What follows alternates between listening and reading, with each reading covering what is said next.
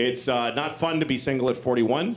I was married for 10 years. I'm divorced. I got 2 children. It's hard to start again after a marriage. It's hard to really look at somebody and go, hey, maybe something nice will happen. You just don't. I know too much about life to have any optimism. Because I know even if it's nice, it's going to lead to shit. I know that if you smile at somebody and they smile back, you've just decided that something shitty is going to happen. You might have a nice couple of dates, but then she'll stop calling you back, and that'll feel shitty. Or you'll date for a long time, and then she'll have sex with one of your friends, or you will with one of hers, and that'll be shitty. Or you'll get married, and it won't work out, and you'll get divorced and split your friends and money, and that's horrible. Or you'll meet the perfect person who you love infinitely, and you even argue well, and you grow together, and you have children, and then you get old together, and then she's gonna die. That's the best case scenario, is that you're gonna lose your best friend and then just walk home from D'Agostino's with heavy bags every day and wait for your turn to be nothing also. It's true, everything that makes you happy is going to end at some point, and nothing good ends well. It's like if you buy a puppy, you're bringing it home to your family saying, hey, look everyone, we're all gonna cry soon. Look at what I brought home. I brought home us crying in a few years. Here we go. Countdown to sorrow with a puppy. I remember I had a dog when I was a kid, and we had to put him to sleep because he had a tumor on his snout.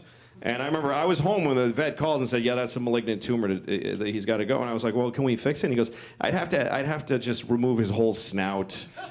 And then he'll just have this weird, round, furry head that doesn't look like a dog.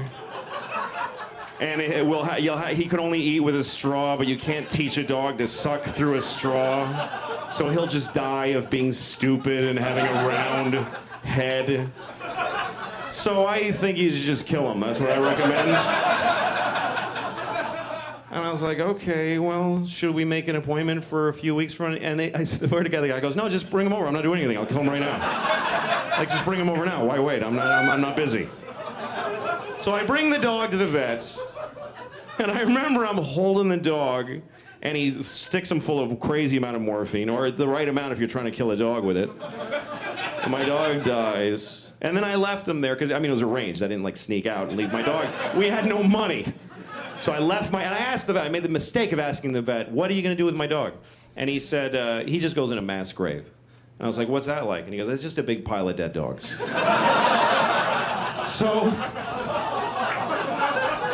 that night, I remember it was raining, and I had this nightmare that my dog woke up from the morphine and found himself in a pile of dead dogs and crawled out past the dead cat pile.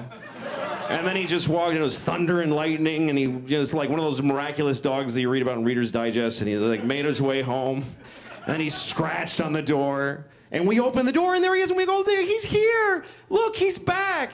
And then we realized we just gotta do it again. Gotta take it back. Gotta do it again. Still got a tumor on his snout.